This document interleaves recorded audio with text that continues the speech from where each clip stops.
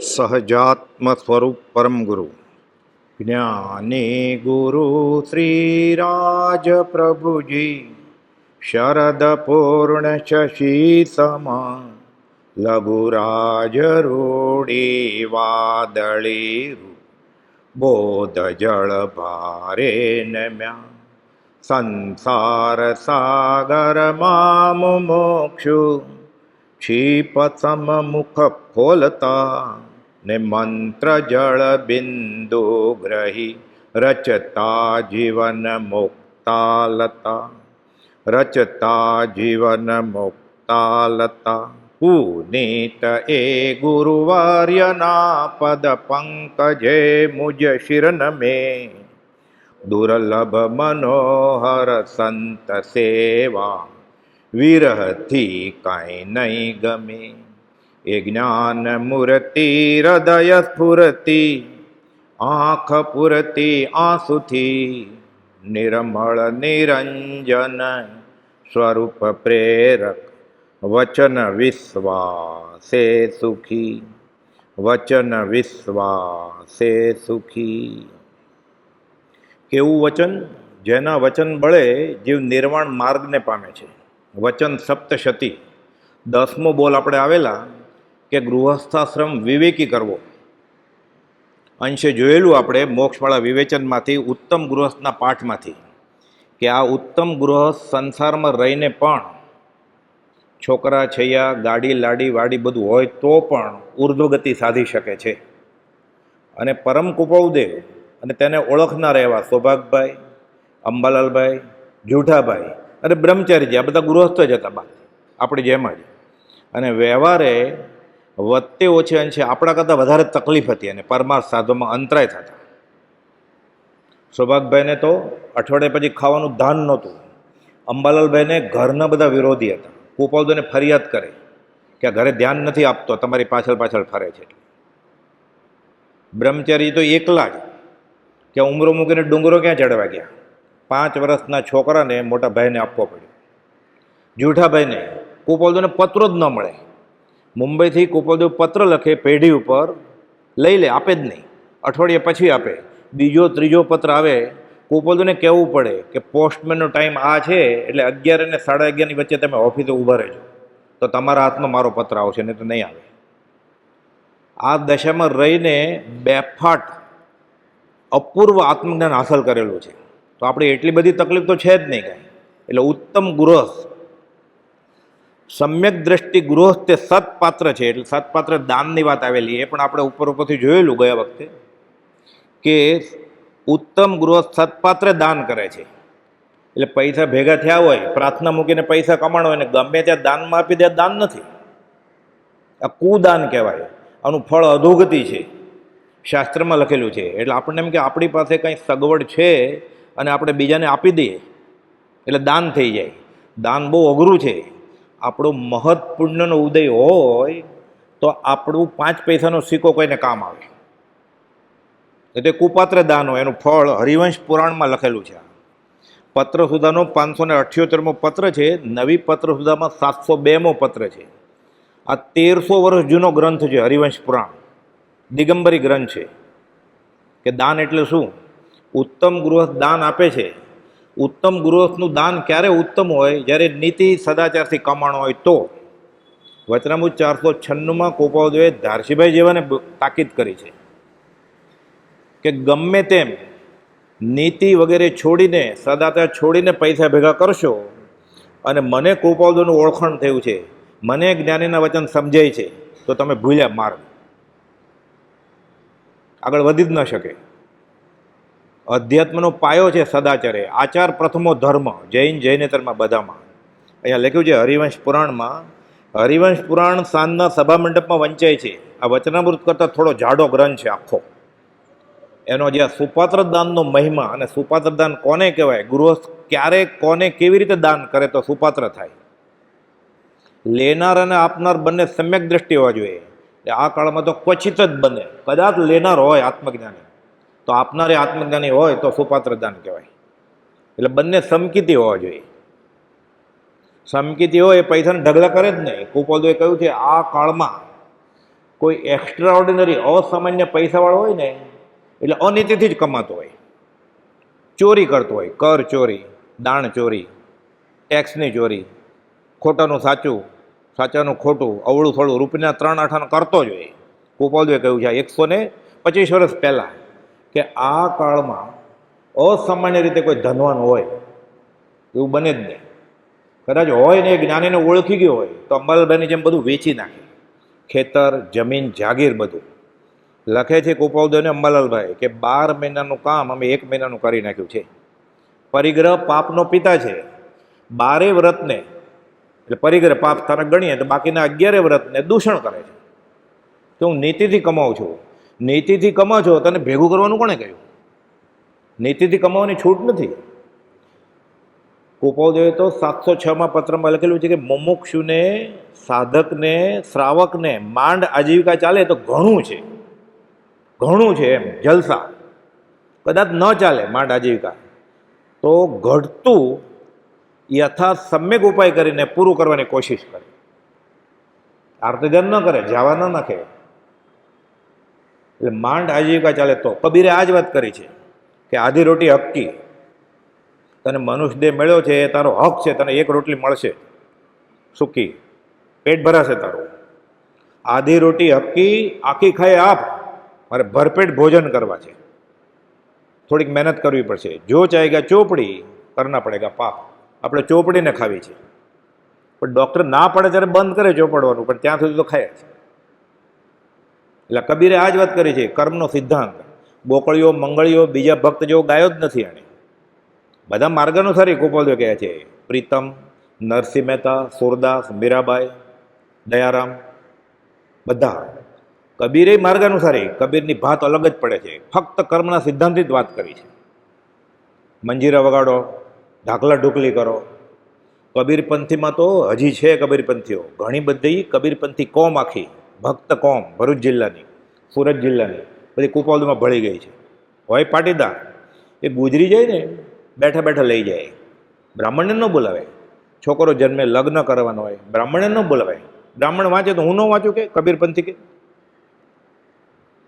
એટલે વેમમાં, મંત્ર તંત્રમાં, દોરા ધાગામાં કબીરપંથી માને જ નહીં. સાચા શ્રાવકો એવી રીતે.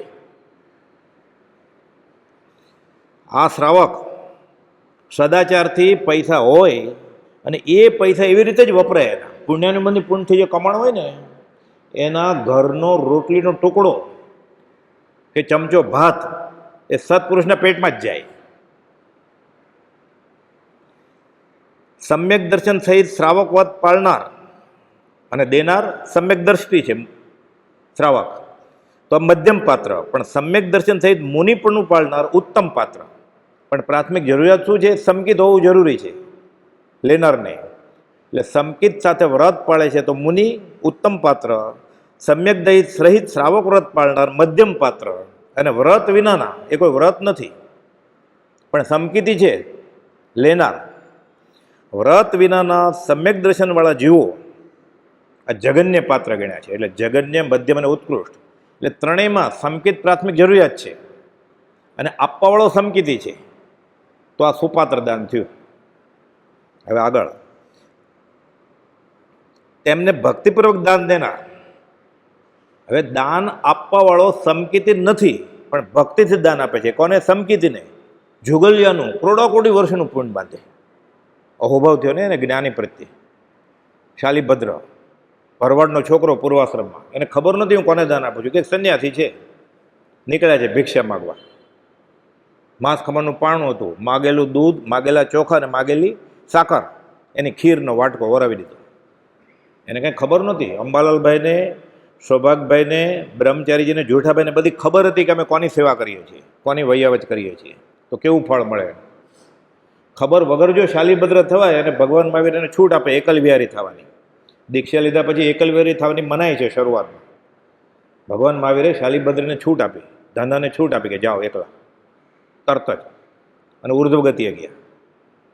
ખબર નહોતી તોય આ તો જેને ખબર હોય એ સાથે આ કરે તો એનું ફળ કેવડું મહત્વ. એટલે કહે છે કે સમ્યક દ્રષ્ટિ સહિત શ્રાવક વ્રત પાળનાર મધ્યમ પાત્ર અને વ્રત વિનાના સમકિતી જીવોને જગન્ય પાત્ર ગણાવ્યા હતા. તોય સુપાત્ર દાનમાં જ આવે, સંકિત હોય તો. તેમને ભક્તિપૂર્વક દેનાર મિથ્યા દ્રષ્ટિ પણ ભોગભૂમિને યોગ્ય પુણ્ય પ્રાપ્ત, જુગલિયામાં જાય કરોડો વર્ષો સુધી, કરોડાકોટી સાગરો પણ દ્રવ્યકમાં જાય. નરક કરતા તિર્યંજ કરતા તો સારું જ છે ને, તિર્યંજને નરકમાં તો આર્તજન જ થવાનું છે, એટલે પાપ જ કરવાનો છે. સમ્યક દ્રષ્ટિ કે સમ્યક દ્રષ્ટિવંત શ્રાવક દાતા આપવાવાળો એ સંકેતી હોય તો એ જ ભવે મોક્ષે જાય, કાં તો સર્વાત સિદ્ધમાં અનુત્તરમાં જાય ને બીજા ભવે મોક્ષે જાય, ઉત્કૃષ્ટ ગતિ હાંસલ કરે. નહીં તો દેવગતિ તો પામે છે.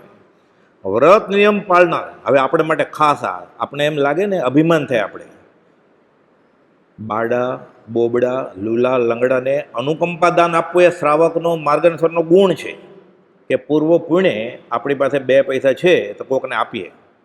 પણ સુપાત્ર દાન કર્યું એ કરતા પણ કર્યું તો ક્યાં જવું પડશે? હરિવંશ પુરાણમાં લખેલું છે. ધર્મ સમજીને એ દાન આપશે કે હું ધર્મ કરું છું, કેમ? વેશ જોઈને, બાહ્ય ત્યાગ જોઈને. એટલે કહે છે કે વ્રત નિયમ પાળનાર, બહારથી વ્રતી છે,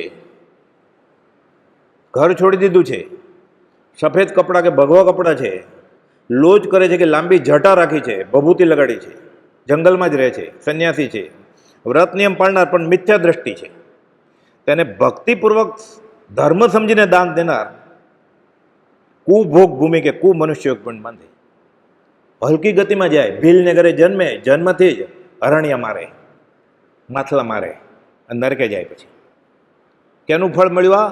ધર્મ સમજીને દાન આપ્યું એનું. ફરીવાર, વ્રત નિયમ પાળનાર પણ મિથ્યા દ્રષ્ટિ જીવને ભક્તિપૂર્વક દાન દેનાર, ધર્મ સમજીને દાન દેનાર કુભોગ ભૂમિ કે કુ મનુષ્ય પિંડ બાંધે છે.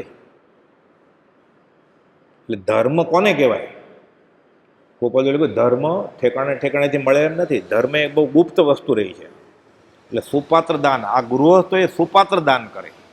બાકી અનુકંપા ગુણ પ્રગટે, પોતાનો લોભ ઓછો થાય એટલે બાડા બોબડા લુલા લંગડાને દાન આપે એ માર્ગદર્શનનો ગુણ છે, શ્રાવકનો ગુણ છે, એની ના નથી.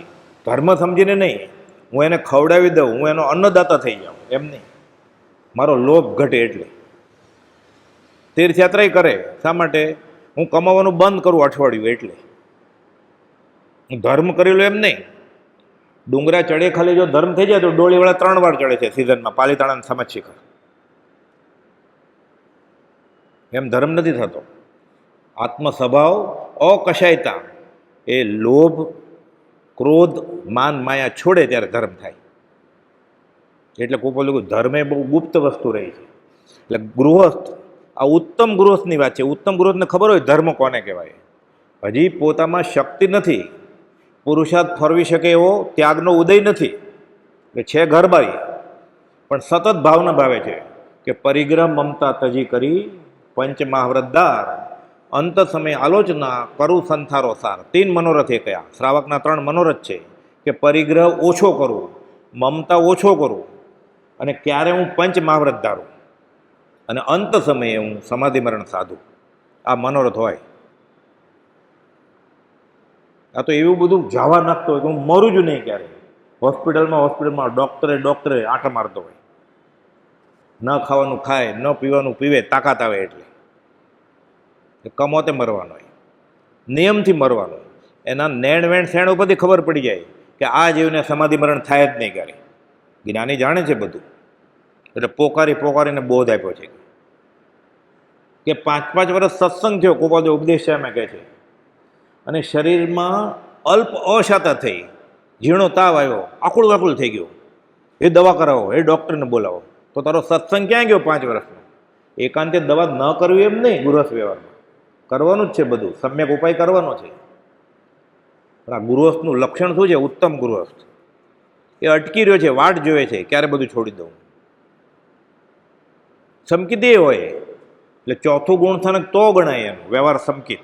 જૈન કુળમાં જન્મે એટલે શ્રાવક કેવો? આ યોગ્ય નથી. કૃપાલદેવે 2 પાઠ, મહાવીર શાસન અને પંચમ કાળ મોક્ષમાળામાં 53મા પાઠ ખુલાસો કર્યો છે કે જૈન કુળમાં જન્મે એટલે ચોથું ગુણસ્થાનક નથી.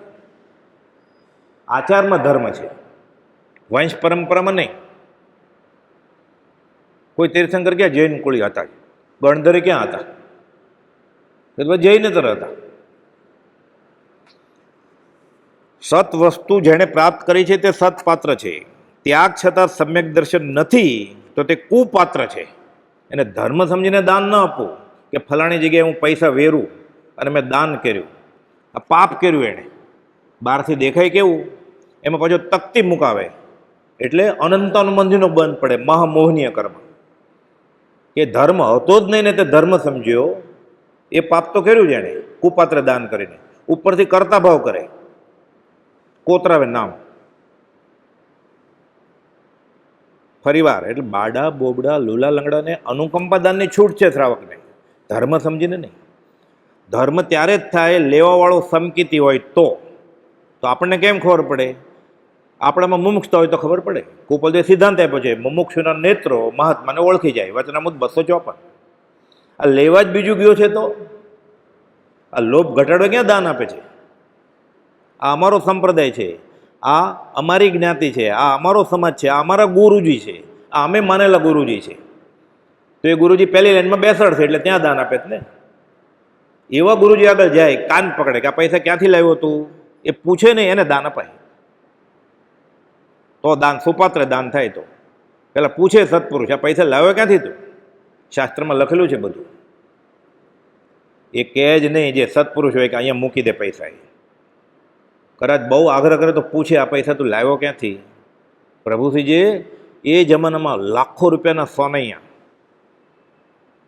મુસલમાન રાજા દેવા આવેલો. બીજું વિશ્વ યુદ્ધ, બ્રિટિશ સરકારને મુસલમાન રાજાઓએ પૈસા ધીરેલા કે બીજું વિશ્વયુદ્ધ પતી જશે પછી અમે પાછા આપી દઈશું. પહેલાં વિશ્વયુદ્ધમાં આપેલા. મુસલમાન લોકો વ્યાજ તો ખાય નહીં, ટોપલો ભરીને આવ્યા સોના પર પ્રભુશ્રીના ચરણ. પ્રભુશ્રીને ખબર જ નહીં, પ્રભુ કે નથી લેવા, અમે જૈન સાધુ છે કે અપરિગ્રહધારી. અમારે વાંચતા હોય એ સિવાયનું પુસ્તક એ પરિગ્રહ કહેવાય છે. તો પૈસા ક્યાંથી લે? ન લીધા એણે. એ પૈસા બીજી જગ્યાએ વપરાણા ને એનું મંદિર બંધાણું. અત્યારે નામો નિશાન જ નથી, બધું સાફ થઈ ગયું. 20 વર્ષ પછી પ્રભુજીને ખબર પડી, એક સંન્યાસી આવ્યો કહેવા માટે કે તમે જ્યારે ના પાડેલી ને એ પૈસા આના હતા. એટલે જ્ઞાનીનું આચરણ એવું જ હોય. પણ પ્રભુજીને ખબર જ નહોતી કે આ પૈસા ક્યાંથી આવ્યા છે, કે મારે જોતા જ નથી પરિગ્રહ. આ સત્પુરુષનું લક્ષણ છે. શાસ્ત્રમાં લખેલું છે, કોઈ જાય ને સાધુ પાસે કે મારે દેરાસર બંધાવવું છે, મારે આટલા પૈસા દાનમાં આપવા છે, ક્યાં વાપરવું, ક્યાં ખાતામાં વાપરવું? ભગવાન તીર્થંકરે સમોવસણમાં બોધ આપ્યો છે, એમાં શ્રાવકના શ્રાવિકાના સાધુના લક્ષણો છે. તમારે દાન આપવું છે તો શ્રાવક શ્રાવિકાના લક્ષણ અંગે વાંચો અને એ પ્રમાણે નિર્ણય લ્યો. એમ ન કે આચરણમાં મૂકો, આ ચરણમાં મૂકો એટલે આ પગ આગળ મૂકી દો, એમ ન કે. આત્મજ્ઞાની હોય જ નહીં. કુપોલે કહ્યું છે, એક પણ કામ જેને બાકી છે વ્યવહારનું, વચનામૃત 360, જ્યાં પૂર્ણ કામ પણ છે ત્યાં સર્વજ્ઞતા છે. હજી કામ બાકી છે, જેને ચેલા વધારવા છે, લાદી બદલાવી છે, ટ્યુબલાઇટ, એ આત્મજ્ઞાની ગુરુજી ન હોય, એ શ્રાવકનું કામ છે, આત્મજ્ઞાની સંતનું નહીં. 360માં પત્રમાં 4 લીટીમાં કુપોલદેવ કહી દીધું છે કે આત્મજ્ઞાન હશે કે નહીં ખબર પડી જાય. કયો રંગ કરવો અહીંયા, ગુલાબી કે પીળો? તમારે જે કરવો હોય કરો. બહુ આગ્રહ કરે કે કાળો કરો, હિંમત હોય તો, એમ કે સત્પુરુષ. એટલે ફરી વાર પૂછવા જ ન આવે એને. કાળ ઝાડ વેર્યા ગયો એને. એક પણ કામ બાકી છે જેને આત્મામાં સમાઈ જાય એની સિવાયનું આત્મજ્ઞાનનું લક્ષણ નથી.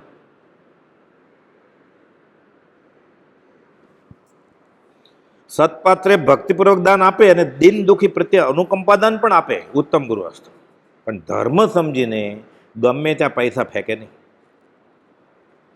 ધન દાન માટે વાપરે. હિતોપદેશમાં એ શ્લોક છે, વિદ્યા વિવાદાય ધનમ મદાય શક્તિ પરેશા પર પીડનાય ખલસ્ય.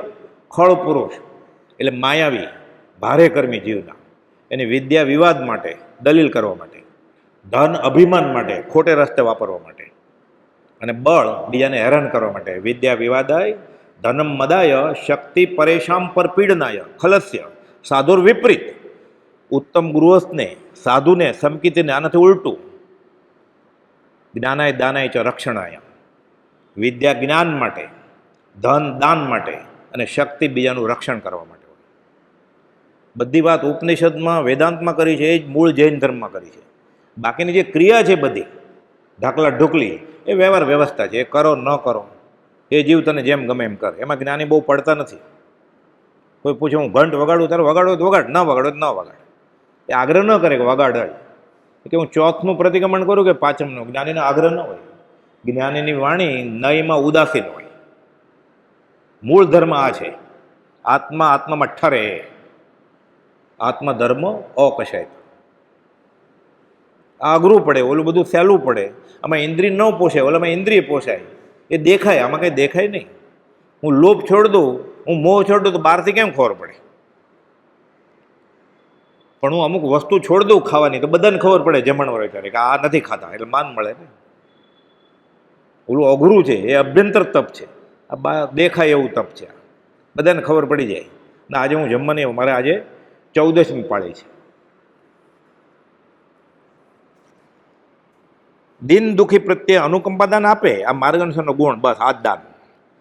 ધન દાન માટે વાપરે. શાંત કશાય રહિત મધુરી, બીજાને મીઠી સારી લાગે તેવી વાણી વાપરે. પણ દર વખતે કંઈ સારી વાણી ન હોય, સત્ય તો કડવું જ હોય, તો પછી ન ગમે તો. એટલે પ્રભુશ્રીજીએ આજ્ઞા આપી છે કે ઘણું કરીને મતાંતરવાળા સાથે ધર્મની બાબતમાં ઉઠક બેઠક રાખવી નહીં. આપણે બોલતા હોય ને ન ગમે ને તો આપણે નીકળી જવાનું. એને સાંભળવાની ઈચ્છા હોય તો જ બોલવાનું, એને ગમે એવું નહીં બોલવાનું. આ તો મિથ્યા દ્રષ્ટિનું લક્ષણ છે.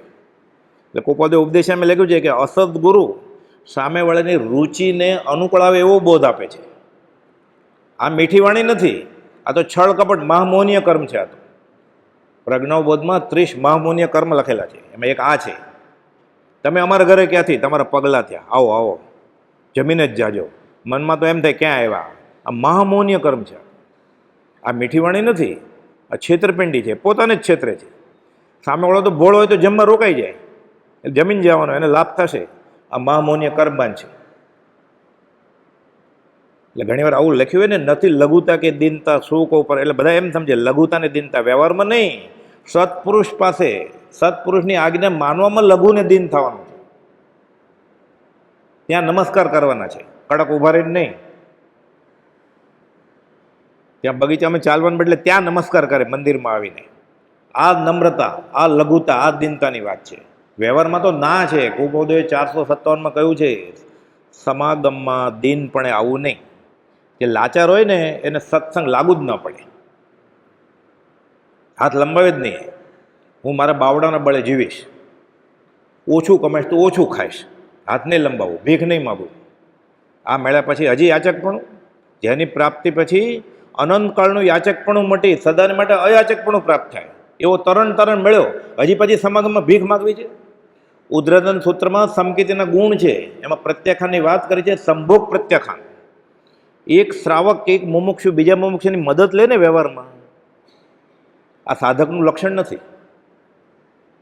તમે માર્કેટમાં જાઓ ને 3 મોસંબી લેતા આવજો. અમારે પાણી પી લેવાનું 2 ગ્લાસ, ગરમી લાગતી હોય તો. ધીરે ધીરે ધીરે પછી વ્યવહાર થઈ જાય. ત્યાં આશ્રમમાં તીર્થમાં થાય જ છે ને. સંભોગ પ્રત્યાખ્યાન કહ્યું છે ઉત્તરાધન સૂત્રમાં. આ બધું મહાવીર સામે કહ્યું છે, એ જ કુપોદોએ કહ્યું છે પાછું. ત્યાંથી જ લઈને આવેલા ને. ગુજરાતીમાં કહ્યું સમાગમમાં દીનપણે આવું નહીં. ક્યાં જાઓ છો? હું બેસી જાઉં તમારી કારમાં? લાચાર નહીં થવાનું. એમ ઓલો 3 વાર કહે ને પછી એમ થાય એને ફાયદો થશે સત્સંગનો તો બેસવાનું, નહીં તો નહીં બેસવાનું. સંભોગ પ્રત્યાખ્યાન હોય સાચા સાધકને, તો પછી સંકિત થાય. બધે હાથ લંબાવેલો એને સંકિત ન થાય. જેને કાંઈ નથી જોતું એને બધું મળે, અને બધું જોતું છે એટલે કાંઈ નહીં મળે. ચાહ મીઠી ચિંતા મીઠી મનવા બે પરવા, जिसको કશું ન ચાહીએ વો શાહન કે શાહ, એને સંકિત થાય. સંકિત રેઢા પડ્યા છે. એક પરમાણુ માત્ર ન મળે સ્પર્શના, ત્યારે મોક્ષ થાય પછી. અને માગ કરતો કરતો સીધી શિલે પહોંચી જશે. યાચક કરી દે. એટલે કડવી ભાષા ન બોલે, પણ ત્યાં બોલે જ નહીં. કુપાલદેવે કહ્યું છે 947માં પત્રમાં. તો પછી વાત કોની સાથે કરવી? ધર્મની વાત જેને કુપાલદેવ પ્રત્યે અહોભાવ હોય, જેને કુપાલદેવના વચન પ્રત્યે અહોભાવ હોય તો જ કરવાની, જો નહીં કરવાની. એટલી વિચક્ષણતા વાપરવાની કે સામેવાળાને ખરેખર ગમે છે કે ટાઈમ પસાર કરવા આવ્યો છે કે પોતાનો કક્કો ઘૂંટવા આવ્યો છે, તો ઉઠી જવાનું. આ એવો ખરાબ કાળ છે. કુપાલદેવ ધારસીભાઈ જેવાને કહે છે 947માં પત્રમાં, કે જે સાધુ સાધ્વીને આગમ ભણાવતા હતા. કે આ કેવો ખરાબ કાળ છે, તો બોલવાનું નહીં, તો મૌન રાખવાનું. 4 દિવાલમાં વચનામૃતમાં માથું નાખીને બેસી જવાનું. પ્રભુજી આ સત્સંગ, જેને ઘરે વચનામૃત છે તેને ઘરે સત્પુરુષ હાજર છે, સત્સંગ છે. વર્તમાન દુષ્મકાળ વર્તે છે. મનુષ્યના મન પણ દુષ્મ જ જોવામાં આવે છે. ઘણું કરીને પરમાર્થથી શુષ્ક અંતઃકરણવાળા પરમાત્મનો દેખાવ કરી સ્વેચ્છાએ વર્તે છે. હવે અહીંયાને પૂછે કે તમે કુપોલદોને મહાવીર કેમ કહો છો?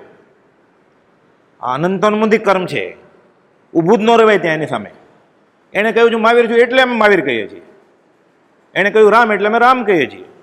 એણે કહ્યું કૃષ્ણચંદ્ર 201માં તમે કૃષ્ણચંદ્ર કહીએ છીએ. કોઈ વૈષ્ણવ આવે તો ઊભું રહેવાય એની સાથે? આ અનંતોન્મુખી કર્મ છે. પ્રભુજીની આજ્ઞા છે આવા લોકો સાથે બેસવું નહીં. વ્યવહાર વ્યવહાર વ્યવહારે વ્યવહાર. કુપોલદેવ ખાન ને પઠાણ થતા ધંધો કરતા હતા, એ વ્યવહાર. પરમાત્મા લટક સલામ, દ્વેષે નહીં, પણ રાગે તો નહીં જ. નહીં તો થોડી ઘણી શ્રદ્ધા થઈ હોય ને એ વહી જાય. પછી સૌભાગભાઈ પત્રમાં સંબોધનમાં ભગવાન લખે કુપોલદેવને, પરમાત્મા સાહેબ. પ્રભુજી ઋષભનાથ ભગવાન એમ લખે. અંબાલાલભાઈ આગમની પાઠશાળા ચલાવે છે, એ લખે વર્તમાન મહાવીર શ્રી, હું તમારા ચરમ શરીરની આરોગ્યતા ઈચ્છું છું. અને આપણે ઝવેરી ગણવાના, એને ગુરુવસ ગણવાના. આવું બોલતો હોય કે લખતો હોય કે જાહેરમાં બોલતો હોય, એ બોલતો હોય તો ઊભું જ ન રહેવાય, ત્યાંથી નીકળી જવું પડે પાછળથી. અવિનય કરીને નીકળી જવાનું. ઓલું અનંતાનુબંધી માનશે, આ ખાલી અવિનયનો દોષ થશે. ફરી વાર નહીં આવે ને, પછી ભૂલ થઈ ગઈ. આપણે નો એન્ટ્રીમાં કેમ ઘૂસી જાય, ખબર પડે હજી પોલીસ નથી, તરત વહી જાય ને રિવર્સ લઈને. સારું લગાડવું છે આ લોકોને, સારું લગાડવું આ અનંતાનુબંધી કર્મ છે. જો ધર્મ છૂટતો હોય આપણે ચોપડોય બતાવશે. આ જ્ઞાનીનું વચન છે, આ ઓરિજિનલ આગમ છે. 397માં પત્રમાં ખંભાતના ત્રિભુવન માણેક્યને કુપોલદેવે લખેલું છે કે આ વચન આગમ છે, જીન આગમ છે. રાગ દ્વેષ અને અજ્ઞાન વગર પ્રગટ લેખપણું પામે માટે સેવનીય છે. હવે કોઈક બીજો ચોપડો બતાવે આપણને કંઈ આમ લખ્યું છે, એ અપ્રશસ્ત શાસ્ત્રીય અભિનિવેશ કયો છે 661માં પત્રમાં. એટલે માઠો એની સાથે બોલાય જ નહીં ધર્મની બાબત, તો ધર્મ થાય. એની સાથે બોલીએ ને એટલે મિથ્ય તો ગાઢ થાય. આપણું પામે તેનો સંગ તે બુડે ભવમાય. એટલે પ્રભુશ્રી સાવ સરળ રીતે કહેતા, ઘણું કરીને મત ગછવાળા સંપ્રદાયવાળા સાથે, કદાગ્રહી સાથે ધર્મની બાબતમાં ઉઠક બેઠક રાખવી નહીં. આપણે બોલવાનું નહીં, 2 વાર કહે પછી બોલવાનું, અને ગરજ હોય પછી બોલવાનું. આ સહેલું નથી. વચનામૃત આપી દેવાનું, આત્મસિદ્ધિ આપી દેવાની, સજાત્મક પરમગુરુ મંત્ર, જેને માટે પ્રભુજી આખી રાત રડ્યા છે, આપણે એમને આપી દેવાનું. એને સરનામું આપવાનું કે આ જગ્યાએ મળે છે, લઈ આવ. એને રસ હશે તો લઈ આવશે. એનો ખોટું માગતા હોય પછી રદ્દીમાં જાય. આત્મસિદ્ધિ શાસ્ત્ર એનો જવાબદાર કોણ? આપવાવાળો. કુપોલદેવે 7 મુનિઓ પાસેથી નરોડા ચિત્રપટ લઈ લીધેલા. દેવકીજી મહારાજે ફરિયાદ કરી ખાલી કે સંપ્રદાયવાળા તમારું ચિત્રપટ અમે રાખીએ છીએ તો વિક્ષેપ પાડે છે. કુપોલદેવ એટલે અમે તો ના જ પડેલી, અમે ક્યારે કહેલું લાવો ચિત્રપટ કે. પાછા લઈ લીધા બધા. પ્રભુજી જો તહતથી તરત જ માગે એટલે આપી દે. એમ તો અહીંયામાં દેખાતા હતા જ કુપોલદેવ. આપણે પ્રભાવ ના કરવી, ધર્મની પ્રભાવના શૈલી હશે. આપણા નિમિત્તે એક પણ જીવ વિતરાગના માર્ગે વળે ને તો આ બોલવા વાળો, કહેવા વાળો તીર્થંકર નામકર્મ બાંધે. તીર્થંકર નામકર્મ બાંધવાનો બોલ છે કે આપણે લીધે કોઈ એક પણ જીવ વિતરાગના માર્ગે પ્રવર્તે. એ તો છૂટવાનું છે ત્યારે છૂટશે. બતાવવાળાને સંકિત તો થઈ જાય, તીર્થંકર નામકર્મ બંધાઈ જાય. 20 ગુણ થાનક. અન્ય સંપ્રદાયમાં 16 કારણ ભાવના કહી છે. એને આધારે આ એક બોલ છે. એટલે ધર્મ પ્રભાવના શૈલી નથી. એટલે વિરાધના તો નથી કરતા, આપણે ધ્યાન રાખવાનું. એટલે બહુ ઉદાર નથી થઈ જવાનું. વર્તમાન દુષ્મકાળ વર્તે છે. મનુષ્યના મન પણ દુષ્મ જ જોવામાં આવે છે. ઘણું કરીને પરમાર્થથી શુષ્ક અંતર્ગતવાળા પરમાર્થનો દેખાવ કરી સ્વેચ્છાએ વર્તે છે. એટલે મંદિરમાં આવ્યા હોય, આશ્રમમાં આવ્યા હોય, સફેદ કપડાં પહેર્યા હોય, બધા સાથે જે બોલતો હોય, ધ્યાન રાખવાનું. કુપોલની વાત કરતા આશા જ ના કરે, એવું ન હોય. એણે તો ખોલ્યું જ નથી વચનામૃત, તરત જ કહી દે અમને ફલાણે ના પડેલી. પ્રભુજી કહે તો એના બલ્લા પહેરે, અહીંયા શા માટે આવી? કે પુરુષ હોય ને તોય તું સ્ત્રીલિંગમાં પ્રભુજી કહેતા, તો એના બલ્લા પહેરે એટલે એનું ઘર માંડ કે અહીંયા શા માટે આવી? તો પછી તને એ સાચા લાગે છે તો અહીંયા શા માટે આવી તું? આ તો વ્યભિચારની બુદ્ધિ કહેવાય ને, બે વફા છે.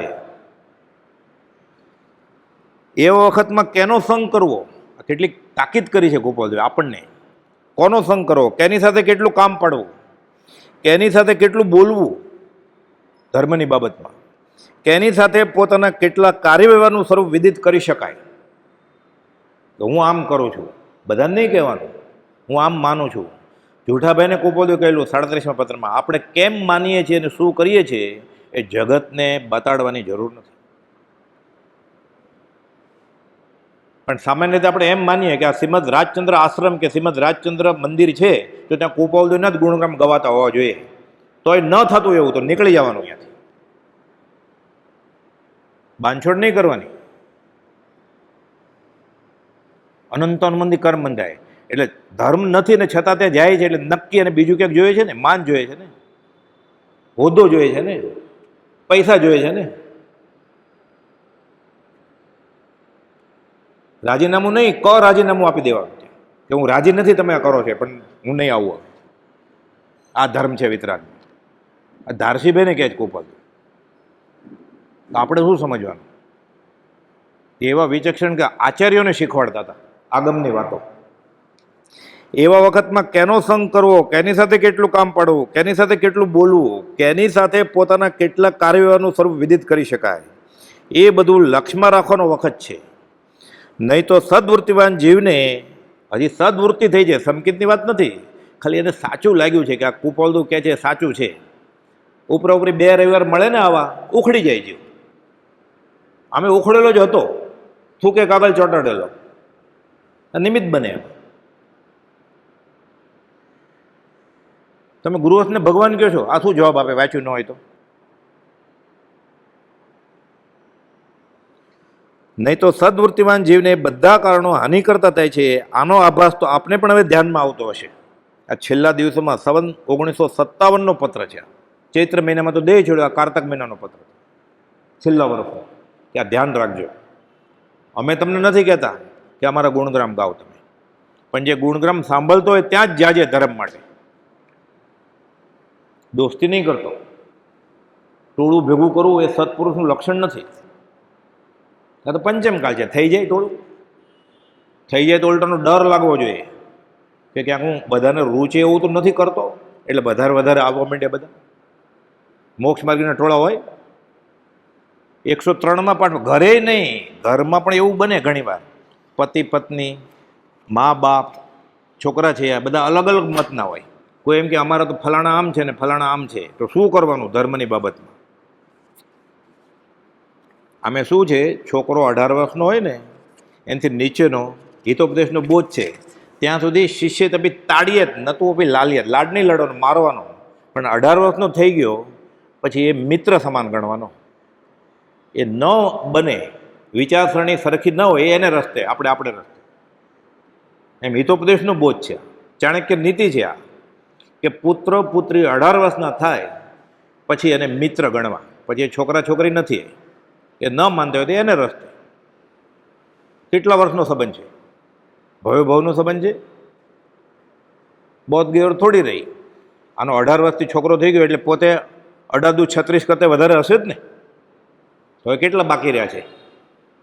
એટલે કહે છે કે કુટુંબ રૂપી કાજળની કોટડીના વાસથી સંસાર વધે છે. આ ઘર ગૃહસ્થી, આપણે બધા ઘર ગૃહસ્થી છીએ અને સાથે ધર્મય કરવો છે આપણે, તો કેટલી સાવધાની રાખવી પડે. ત્યાં અલ્પભાષી થવું. આ કાજલની કોટડી છે, એક રેખ લગે હી લગે, કાળો ડાઘો પડશે. કોલસાની દલાલી કરવી છે, હાથ કાળા થાય જ. ધર્મની બાબતમાં તો વધારે જ થાય. વ્યવહારમાં તો બધાને ઇન્દ્રિયો પોષવી હોય એટલે બધાને હોય કે આ હોટલમાં જમવા જાય, બધાને ગમતું હોય. ધર્મમાં બધા વિમુખ હોય એકબીજાથી. અલ્પભાષી થવું, અલ્પહાસી થવું, અલ્પ પરિચય થવું, અલ્પ આવકારી થવું. પધારો પધારો, પગલાં કરો અમારા ઘરે, અલ્પ આવકારી થવાનું. લટક સલામ, આવો, મળ્યા ભાઈને મેળ. ઓગળી નહીં જવાનું બરફની જેમ. આ મહામોહનીય કર્મ છે. સત્સંગે આવતો હોય તો બરોબર, તો માથા ઉપર, પણ પરીક્ષા કરવી પડે. સત્સંગે આવે છે કે વ્યવહાર નભાવ આવે છે? અલ્પ આવકારી થવું, અલ્પ ભાવના દર્શાવી, અલ્પ સહચારી થવું, અલ્પ ગુરુ થવું, પરિણામ વિચારવું કે આની સાથે હું દોસ્તી કરીશ ધર્મના નામે, મારી ગતિ શું થશે? એના હાલે હવાલ તો આવા છે અને હું ધર્મ માટે એની દોસ્તી કરું છું તો મારું શું થશે?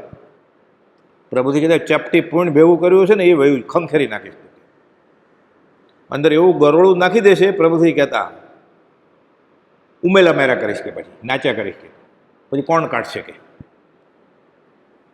એટલે થોડી ઘણી શ્રદ્ધા થઈ હોય ને એ નીકળી જાય એટલે મનમાં રાખવાનું આપણે અને ઘસ કર્યા કરવાનું. આત્મા અનુભવાઈ જશે પછી કોઈને પૂછવા જવાની જરૂર નહીં પડે. અને પરમાત્મા માર્ગમાં સાચી શ્રદ્ધા હોય ને એટલે કોને સાંભળવા ને કોને ન સાંભળવા એ તો ખબર પડી જ જાય. ભલે પોતાને સમકિત નથી એટલી તો ખબર પડી જ જાય. વચનામૃતના 5-25 પત્રો વાંચ્યા એટલે કે આની પાસે કુપોલદોની વાત નથી, આની પાસે વિતરાગની વાત નથી, આની પાસે 5 ઇન્દ્રિયો પોષવાની વાત છે, કશાય પોષવાની વાત છે.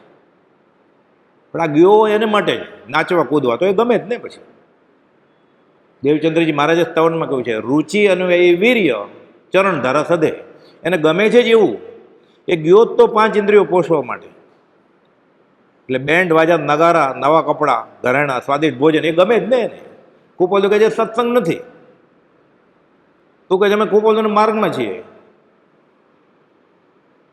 તમને ગમે તેટલું પ્રિય લાગે શિક્ષાપટ 24 મોક્ષમાળાનો સત્સંગનો પાઠ જરૂર માનજો, એ સત્સંગ નથી, કુસંગ છે.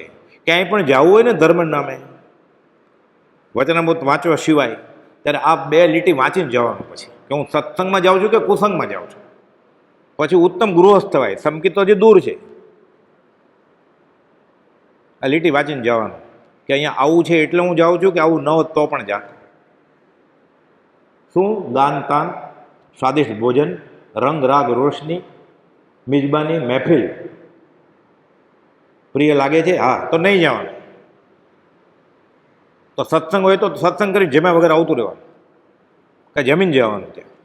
આ હિંમત કેળવાય પછી મુમુક્ષતા આવે, પછી ઉત્તમ ગૃહસ્થ થવાય. ખાલી ખાવા જ જતો હોય, નાચવા જ જતો હોય તો શું થાય? પછી શું લઈને આવે?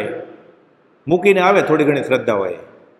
આ તો કુપોલદોના વચન છે એટલે પત્ર નંબર સાથે વાત કરીએ છીએ આપણે 103, 947 અને શિક્ષાપટ 24. અને વાત શું છે? આ વચન સપ્તશતીનો 10મો બોલ ગૃહસ્થાશ્રમ વિવેકી કરવો.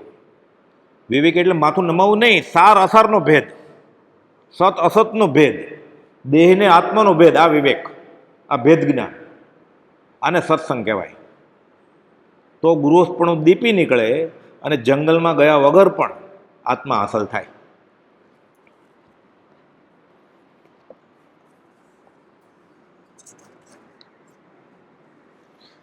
સત્શાસ્ત્રનું મનન કરે એટલે વાંચે ને વિચારે. એ તો વાંચવા જ કરે, વાંચે પણ કરે નહીં વિચાર, એ સમજે નહીં સઘળો થા. ઉપર કોઈ વાંચ્યું પછી વિચારવાનું એના ઉપર. આમાંથી હેય ગેય ને ઉપાદેય. ગેય તો બધું જ છે, એમાંથી ઉપાદેય એટલે શું લેવું અને હે એટલે શું છોડી દેવું આ જાણવું પડે. સત્સંગ અને કુસંગ બધું જાણવાનું, પછી કુસંગ વિશે જાણી અને કુસંગ છોડી દેવાનો, સત્સંગ વિશે જાણીને સત્સંગ સેવવાનો. એટલે હે ગેય ને ઉપાદેયનો વિવેક હોવો જોઈએ તો ઉત્તમ ગૃહ બને. જંગલમાં ન જાય તોય ચાલે એવું છે.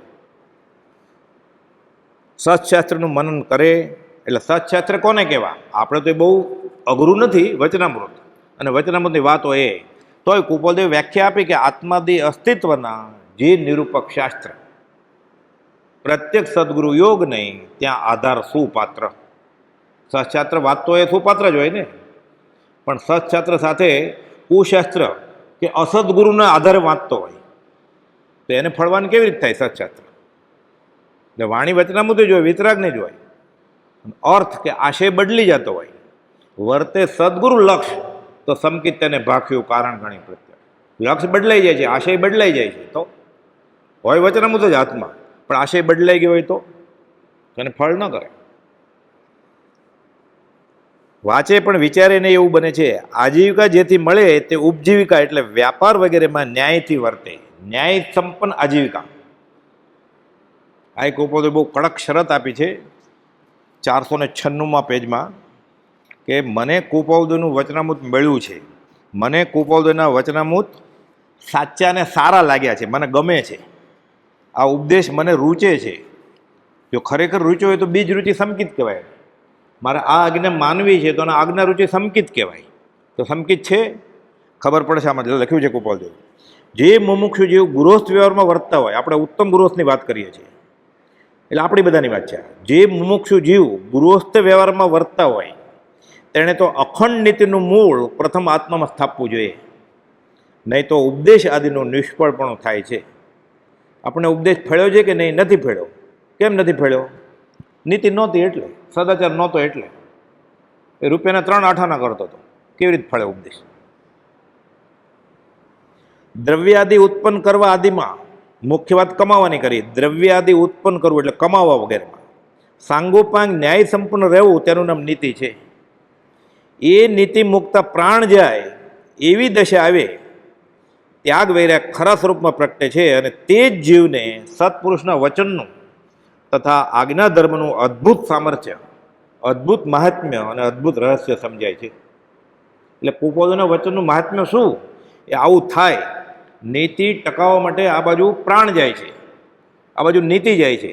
પ્રાણ જવા દે, મરી ન જાય કે અહીંયા સુધી આવી ગયું, પરીક્ષા થાય નહીં, પછી ખબર પડે કે આજ્ઞા શું છે જ્ઞાનીની. ત્યારે સત્પુરુષના વચનનું આજ્ઞા ધર્મનું અદ્ભુત સામર્થ્ય, મહાત્મ્ય અને રહસ્ય સમજાય છે અને સદવૃત્તિઓ નીચપણે વર્તવાનો માર્ગ સ્પષ્ટ સિદ્ધ થાય છે. જીવ કલ્યાણની આકાંક્ષા રાખે છે અને પ્રત્યક્ષ સત્પુરુષનો નિશ્ચય છે કે હું કુપોલદોને માનું છું, આ કુપોલદોનું વચનામૃત મોક્ષનું કારણ થાય એવું છે એમ માને છે. તેને પ્રથમ ભૂમિકામાં આ નીતિ મુખ્ય આધાર છે. આ ન હોય તો બધું કરેલું કાચું પીંજું કપાસ થઈ જાય, ફળ ન મળે, ખાધું પીધું તારા જ કર્યું થાય. જે જીવ સત્પુરુષનો નિશ્ચય તો જે માને છે તેને વિશે ઉપર કઈ તે નીતિનું જો બળવાનપણું ન હોય અને કલ્યાણની યાતના કરે કે હું સત્સંગમાં જાઉં છું, મને સંકિત થશે, મને જ્ઞાન થશે, મને ધર્મ થશે, હું શ્રીમદ રાજચંદ્રના માર્ગમાં છું, એ નિશ્ચય માત્ર સત્પુરુષને વંચવા બરોબર છે, છેતરે છે સત્પુરુષને. આપણે શું કરીએ છીએ? વંચક યોગમાં છીએ કે સાચા મુમુક્ષુ છીએ એ ક્ષમામાં બોલીને સાંજે વિચારવાનું છે સૂતા પહેલાં, એટલે આખી રાતે વિચાર ચાલે ઊંઘમાં. પછી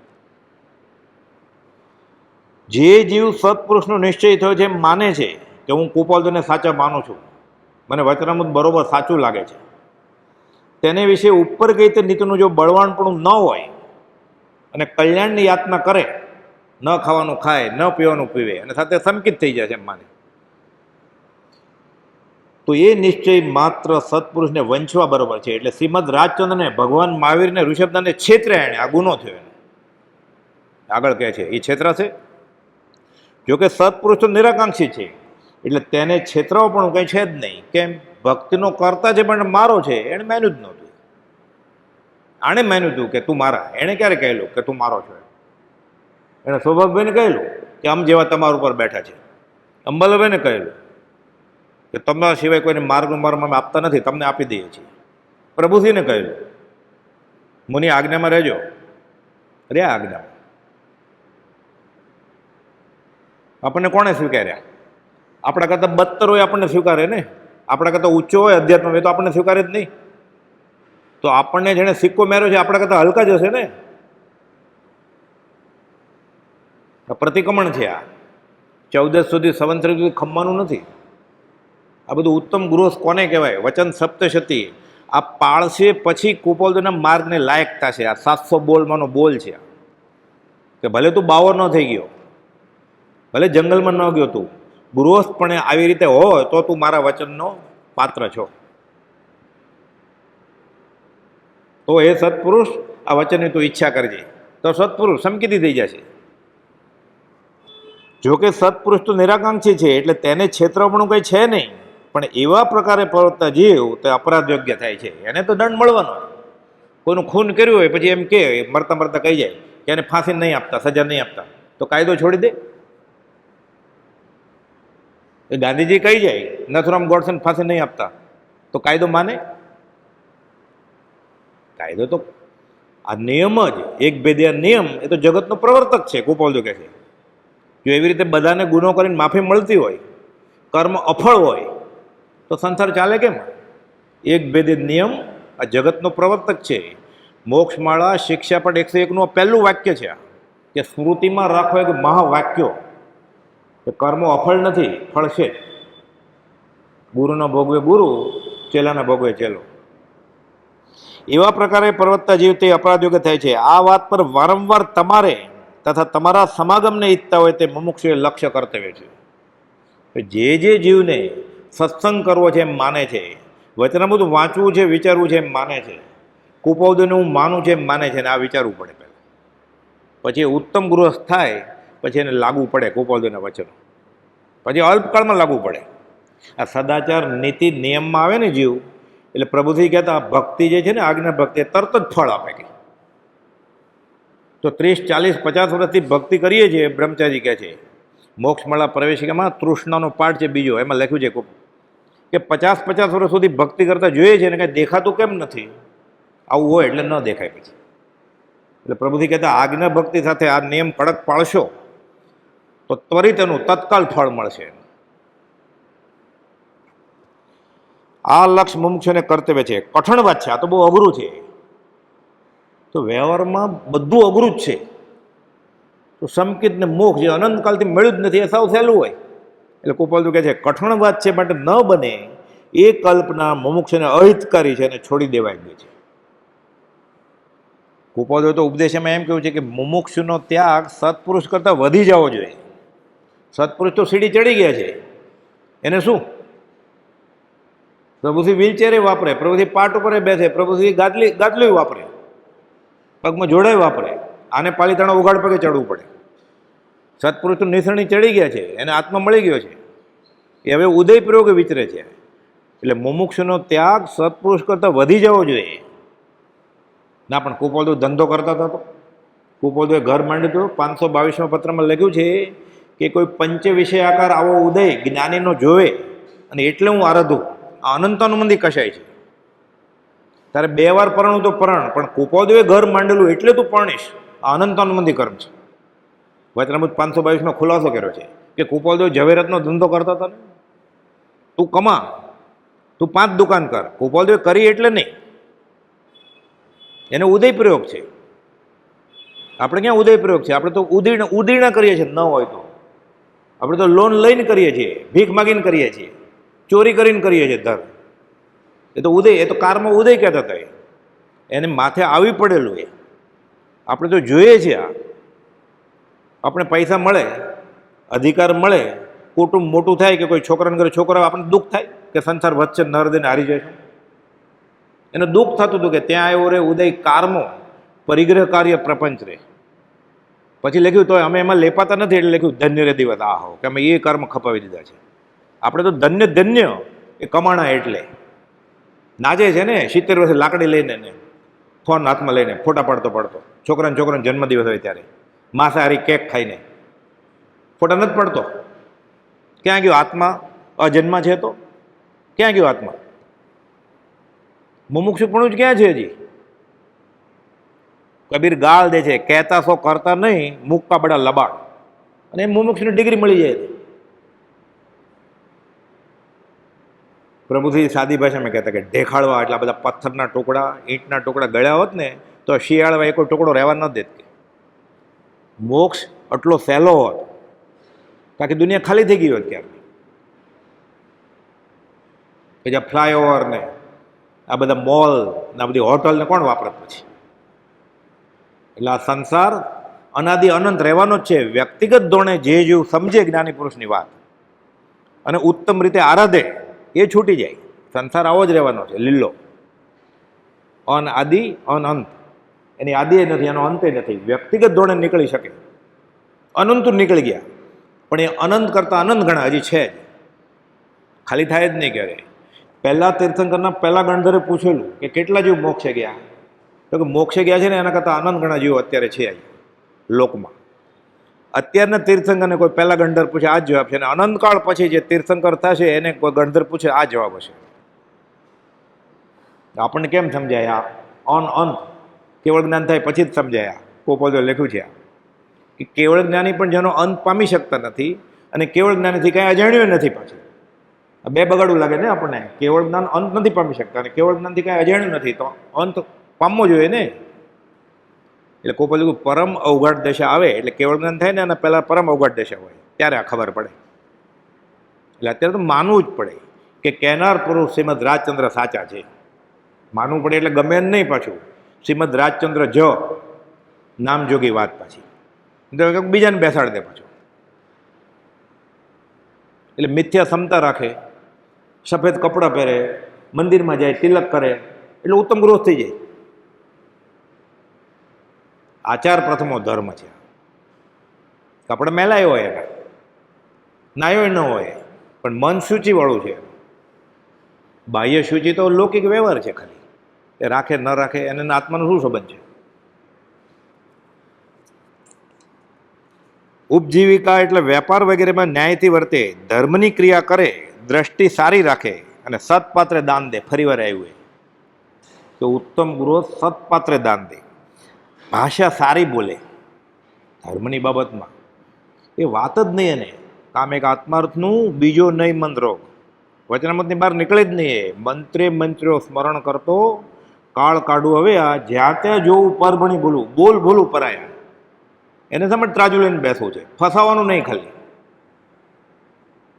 અને આમાંથી બહાર નીકળવાનું નહીં. લક્ષણ રેખામાં એની મેળે સમકીત આવશે, ખેંચાય નહીં. પણ આનો પ્રયોગ કર્યો જ નથી તો કેમ ખબર પડે કે આવશે કે નહીં આવશે? આ જ માર્ગ છે. મનને ધર્મ સંબંધી શાસ્ત્રમાં રોકે એમ બધા સાધન સવળા કર્યા છે. આગળ મા બાપનો ઉપકાર છે તે બીજા કશાથી વળે તેમ નથી, માટે તેમને પણ ધર્મ પ્રમાણે. અહીંયા ગડબડ થાય નહીં તો બહુ પૈસા થઈ જાય ને એટલે એમ થાય હવે મા બાપને વર્લ્ડ ટૂર કરાવવું. આમ શ્રવણ ન થવાય. પોતે અધોગતિએ જાય છે ને મા બાપને નાખ્યા અધોગતિએ. અનારી પ્રદેશમાં લઈ જવા જ ને. અહીંયા ઉકાળેલું પાણી પીતા હતા, એ 2 મહિના જૂના ખાખરા ખાશે ને થેપલા. ધર્મચ્યુત કર્યા ને. 14 રલકમાં તો ફરતા જ હતા મા બાપ, તે ફેરવ્યા પાછા. ઉમેરો કર્યો ને એમાં. એટલે કુપાદોએ લખ્યું છે વચન સપ્તશતીમાં 89મો 88મો અને 87મો બોલ છે, આગળ આવશે. પણ આ તો ઉત્તમ ગૃહસ્થનું કામ શું છે કે મા બાપની સેવા કેવી રીતે કરવી. ઉપકારી છે ને, મનુષ્ય ભવ આપ્યો એને. માતા પિતાને મુક્તિ વાટે ચડાવવું 87મો બોલ. રૂડી વાટે તેમનો બદલો આપો 88મો બોલ. તો વ્યવહાર 2 રોટલી છે, એક પિતા ને એક માતા ખાય, હું ભૂખો મરી જઈશ. આ શ્રવણ, બસ આટલું જ. એ પેટમાં બળે ને રાત્રે 11 વાગે આઈસ્ક્રીમ લાવી દે, આ શ્રવણ ન થવાય. આવી રીતે બધા હારે મળે નીચે. પછી ન ખાવાનું ખાધું હોય, ન પીવાનું પીધું હોય ને, પરમાત્મા યાદ કરાવે નરક. આમ તો અવધિજ્ઞાન હોય એટલે યાદ કરવાની જરૂર ન પડે.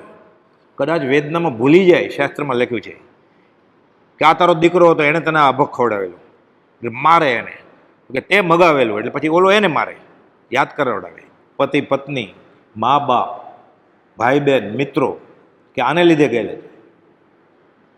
અનાર્ય પ્રદેશમાં ફરેલા ને અભક્ષ ખાધેલું. જન્મદિવસની ઈંડાવાળી કેક તોડેલી, એ તારો જન્મદિવસ હતો, પણ તે શા માટે મને જન્મ આપેલો તે એમ પૂછે. પછી અવધિજ્ઞાની હોય બધા નારકી. ભવ પ્રત્યે અવધિજ્ઞાન હોય એટલે આમ સંકિત નથી, એટલે કુ અવધિજ્ઞાન કહેવાય. પણ ખબર હોય અહીંયા શા માટે આવ્યા, પછાડે માથા એકબીજા. રૂડી વાટે તેમનો બદલો આપવાનો છે. તેમની મિથ્યા આજ્ઞા માનું નહીં. માનો ધર્મ અંતરે કરતા હોય તો તેને આમ કર, ઘસીને ના પાડી દેવી પડે. કુપોલદોની આજ્ઞા છે, હું કુપોલદોને માનું છું તો હું મા બાપને માનું કે કુપોલદોને માનું? હું મહાવીરને માનું કે સંપ્રદાયને માનું? હું ઋષભનાથ ભગવાનને માનું કે હું કુળ પરંપરાથી ઓક સંજ્ઞાથી જે ચાલ્યું આવે છે એને માનું?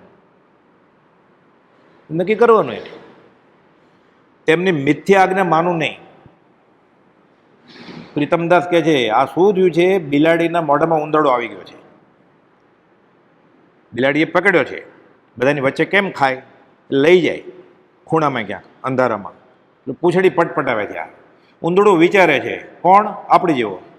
હું ભાગી જાય, છટકી જાય, કદાચ આ ભૂખી રહી જાય છે તો.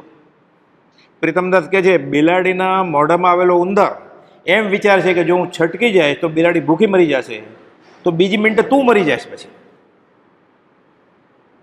એટલે રત્નરાજ મહારાજ, મારવાડના સાધુ, આ ભવે કુપોલદોને મળ્યા નથી, પણ આગમના ઉચ્ચ અભ્યાસી દેવકીની મહારાજ જેવા સ્થાનકવાસી સાધુ. ગોપાલદાસના વચન વિશે ખબર પડી એટલે ફરતા ફરતા ઉગ્ર વિહાર કરીને ઉગાડે પગે મારવાડથી આવ્યા. અડધે રસ્તે પછી ખબર પડી ગોપાલનો દેહ છૂટી ગયો છે. પાછા વયા ગયા 57માં. 63માં પાછા આવ્યા 6 વર્ષ પછી. કોકે પાછું કહ્યું કે તમે આ વચનામૃત વાંચ્યા છે? તો કે મેં તો વાંચ્યા છે, હું એને મળવાઈ ગયેલો પણ એનો દેહ છૂટી ગયો. પાછા આવે છે. ગોપાલદાસ તો નથી કે પ્રભુશ્રીજીને મળે છે. એણે ગોપાલદાસ પ્રત્યે એટલો અહોભાવ, 120 જેટલા સ્તવન રચ્યા છે. એમાં આપણે બોલીએ છીએ ને રોજ, અહો સત્પુરુષ કે વચનામૃત મુદ્રાઓનું સત સમાગમ, એ એણે રચ્યું છે. એણે એક સ્તવન લખ્યું છે ગોપાલદાસ ઉપર. એમાં લખ્યું છે, સદગુરુ પદ મેં વિઘ્ન કરે જો માત પિતાદિ મહાન. માતા પિતા મહાન છે, મનુષ્ય દેહ આપ્યો ને. સદગુરુ પદ મેં વિઘ્ન કરે જો માત પિતાદિ મહાન, તો તેને પરિરે પ્રીતે જાણી શત્રુ સમાન. જો ધર્મ વચમાં આવતો હોય તો એને દુશ્મન સમજજે અને છોડી દેજે, પરહરજે. આજ્ઞા છે એની. એટલી શ્રદ્ધા હતી એને ગોપાલદાસ ઉપર કે બધા સાધુ પાસેથી કે હું જવાબ આપીશ, મેં આગમ વાંચેલા છે. પ્રભુશ્રી કે તમે ભોળા છો એટલે બધાનું માનો છો. શું કરે લોકો? પ્રભુશ્રીજીને પાત્ર હાથમાં આપે, રજોરણ આપે કે જાઓ સંદેશર વરાવો, તો તમારે અહીંયા રસોડાનું નહીં ખાવાનું. પ્રભુશ્રી તરત જ પાત્રો લેવા જાય. મગન બાપા વાત કરે, રજોરણું હાથમાં પકડાવે મગન બાપાને. ગોદડી ખેંચી લે, ગોદડી પર ન બેસે જૈન સાધુને. હા લ્યો, કાઢી નાખે પ્રભુશ્રીજી. રત્નરાજ મહારાજ કહે છે, લાવો તમારા રજોહરણ, પાત્ર લાવો. 7 મુનિઓને કમંડળ આપ્યા અને મોર પીછી આપી. પ્રભુશ્રીનું કોઈ પણ ચિત્રપટ જુઓ, કમંડળ અને મોર પીછી હશે. રજોહરણ કે પાત્ર સાથે ફોટો જ નથી પ્રભુશ્રી. રત્નરાજ મહારાજે કહેલું, હું જવાબ આપીશ કે મેં આગમ વાંચ્યા છે. કોઈ પૂછવા તો આવે મને કે સત્પુરુષ કોને કહેવાય ને સદધર્મ કોને કહેવાય? કડક હતા જ. પ્રભુશ્રી માનતા કે પ્રભુશ્રી એટલા સરળ હતા કે એ દલીલ, એની સાથે દલીલ નથી કરવી. કે કહે છે મોર પીછી તો મોર પીછી, એ કહે કમંડળ તો કમંડળ. એટલે એટલી લમણાજીક ન થાય ને. પણ આને શ્રદ્ધા હતી. એણે કહ્યું છે કે સદગુરુ પદમાં જો ખબર પડી કે શ્રીમદ રાજચંદ્ર સાચા છે, મા બાપની મિથ્યા આજ્ઞા માનું નહીં. પછી એવો પ્રસંગ બનેલો છે. સૌભાગભાઈની દીકરીનો દીકરો ઠાકરસિંહ, ગોપાલદેવને જ્ઞાનમાં ખબર પડી ગઈ, એને આવવા ન દે સમાગમમાં, ના પાડે. ઠાકરસિંહ તું ઘરેથી આવવા કોશિશ કરતો તો તારે ના પડે જ ને. તારે કહી દેવાનું તારા બાપાને કે તમારી જોક મેં હું સત્સંગમાં સહન નહીં કરું. હું નારિયેળની કાચલીમાં ભીખ માગીશ રામપાત્ર લઈને, હું મારું ફોડી લઈશ. એ જમાનામાં તો શું હતું, બાપદાદાનો ધંધો છોકરા કરતા હોય, પેઢી દર પેઢી ધંધો ચાલતો હોય. કપડાનો હોય તો કપડાનો, દરજી હોય તો દરજી, લુહાર હોય તો લુહાર. એટલે આશ્રિત થવું પડે ને મા બાપને. તો કે તારે ભીખ માગીને પેટ પૂરું કરવું, હું નહીં આપું. પાછું કહે છે પેઢીએ નહીં આવતો કે મુંબઈ તું. અમે જ્યારે પેઢી હોય ત્યારે તારે આવવું નહીં. ત્યાં ચોખ્ખી ના પડેલી, વ્યવહાર નહીં. પણ તારે આત્મા જ કરવો છે મારી સાથે સમાગમ કરીને, તો સત્સંગમાં મા બાપનો પણ અંતરાય સહન કરવાનો નહીં. ભીખ માગજે તું, રામપાત્ર લઈને પેટ ભરજે, પણ બાપને કહી દેજે, તારા બાપને હસ્તલિખિત નોંધ છે કે હું તમારી જોક મેં શરૂ નહીં સહન નહીં કરું. પણ સત્સંગ હોવો જોઈએ. અને ગમે ત્યાં જવું હોય પાછું બેસવા માટે. એટલે સત્સંગના નામે બ્રહ્મચારી કે ગમે તે માથા ભરાવી દે અને કુસંગનો વળગાડ વળગે, એના જવાબદાર અમે નથી. પછી એણે સત્સંગની વ્યાખ્યા પોતાની રીતે કરી એમ નહીં. કામ એક આત્માર્થનું, બીજો નહીં મન રોગ. એટલે ઉત્તમ ગૃહસ્થ આ પ્રમાણે વ્યવહાર કરે. સતપાત્રે દાન દે, ભાષા સારી બોલે, ધર્મ સંબંધી શાસ્ત્ર રોકે, એમ બધા સાધન સવળા કર્યા છે. અને મા બાપનો ઉપકાર છે તે બીજા કશાથી વળે નથી. માટે ગૌતમ ગંધર્વ ભગવાન મહાવીરને પૂછે છે કે મારે મા બાપનો ઉપકાર કેવી રીતે વાળવો? ભગવાન મહાવીર કહે છે એવો કોઈ રસ્તો છે જ નહીં. તો કે તમે કહેતા હો તો હું આ શરીરના ચામડાના જોડા કરાવું, તો કે તોય ન વળે. તો કે શું કરવું? પછી ભગવાન મહાવીર ખુલાસો કરે છે કે તારા મા બાપને જો તું વિતરાગના માર્ગ તરફ વાળ તો મા બાપનો ઉપકાર બદલો વાળી શકાય. આ ઉત્તમ ગૃહસ્થ આ કરે તો એ શ્રવણે થાય, તો ઉત્તમ ગૃહસ્થે થાય, તો મુમુક્ષુ તેને સમકીતીએ થાય અને ઉર્ધ્વ ગતિએ જાય. એ બાકી જે લક્ષણ છે ઉત્તમ ગૃહસ્થના, એ અવસરે લેશું. સહજાત્મ સ્વરૂપ પરમ ગુરુ.